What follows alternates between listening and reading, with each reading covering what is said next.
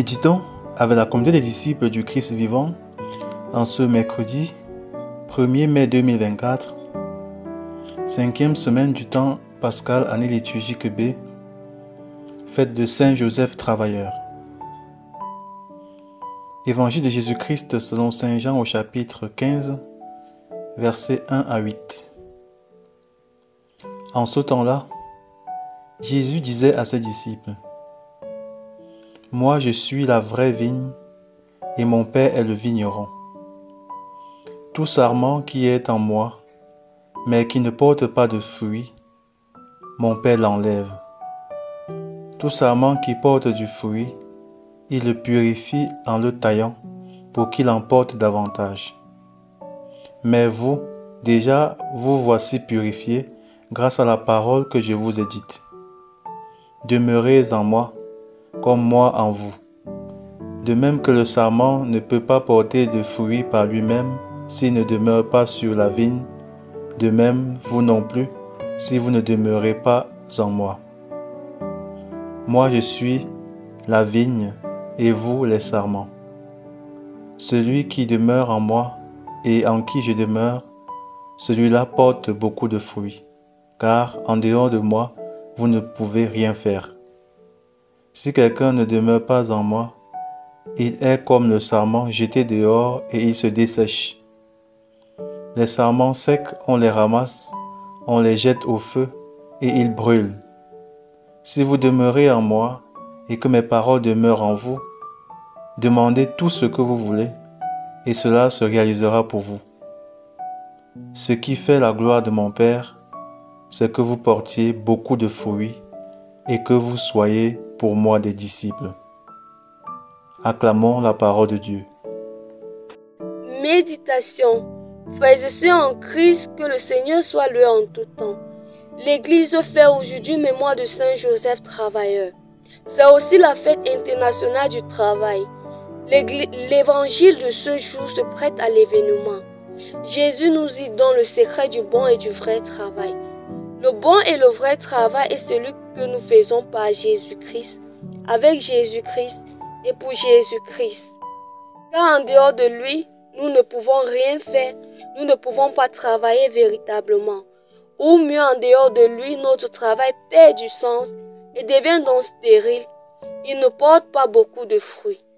En plus de nous exhorter de demeurer en lui, pour que notre travail puisse porter du fruit, Jésus nous enseigne que le travail qui dessèche notre âme, qui ne nous égaie pas, qui ne nous donne pas de la joie, mais nous répugne, nous agace, nous pèse, nous fâche, est celui que nous avons choisi sans le Christ et que nous accomplissons en dehors de lui.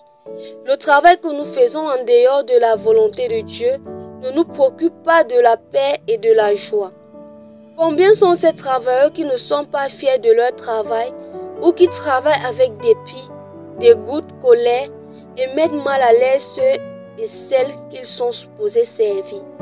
Ces travailleurs qui se sentent mal dans leur peau ne travaillent pas en Jésus-Christ, ni avec lui, ni par lui. Comme des sarments coupés de la vigne, ces travailleurs se dessèchent dans leur âme. Leur travail, loin de leur apporter la joie, dessèche leur âme. Très souvent, l'une des raisons qui pousse les travailleurs à se couper du Christ, c'est l'âpreté du haut gain. Les uns sacrifient leur relation avec le Christ pour satisfaire aux conditions louches qui leur permettent d'accéder à un poste de travail pour lequel souvent ils n'ont aucune compétence ou aucun talent. D'autres travailleurs se dessèchent même physiquement à cause du maigre salaire payé par leur patron pour le travail titantesque qu'ils abattent au quotidien. Un salaire non seulement insignifiant, mais qui plus est, n'est pas payé à temps et régulièrement. Le Seigneur Jésus-Christ nous interpelle travailleurs et employeurs. Nous devons tous demeurer en lui afin d'améliorer notre manière de travailler et les conditions de travail. En Jésus-Christ, le travail nous donne la vie et la vie en abondance. Le travail donne sens à notre vie et nous conduit à la vie éternelle. Alors, Comment travaillons-nous? Est-ce que le travail est pour nous un simple moyen de gagner de l'argent ou le considérons-nous comme une manière efficace de collaborer avec Dieu à l'œuvre de la création? Savons-nous que par le travail, nous continuons avec Dieu l'œuvre de la création? En célébrant Saint Joseph, travailleur, demandons au Seigneur la grâce de la contemplation dans l'action, la grâce de faire de notre travail un moyen de sanctification. Tout ceci n'est possible que si nous commençons par travailler à demeurer en Jésus-Christ, par la prière et l'amour de nos frères et sœurs dans l'humanité. Prions. Père très saint, depuis la création du monde, tu es à l'œuvre. Donne-nous la grâce chaque jour de nous lever et de nous mettre à l'œuvre avec toi. Par Jésus-Christ, notre Seigneur. Amen. Intercession. Seigneur Jésus, nous te confions tous ceux qui demandent un emploi. Par l'intercession de Saint Joseph, ton Père adoptif, accorde-leur la grâce de trouver un travail digne et donne-leur de l'exercer avec amour, joie et dévotion. Saint Joseph, époux de Marie, intercède pour nous. Exercice spirituel. Examinons aujourd'hui notre manière de travailler ou de traiter ceux qui travaillent pour nous. Prenons la résolution d'offrir à chaque fois au Seigneur notre travail avant de l'exercer, ou nos travailleurs en fait qui travaillent non pas pour nous rendre satisfaction, mais pour rendre gloire à Dieu. Loué soit Jésus-Christ.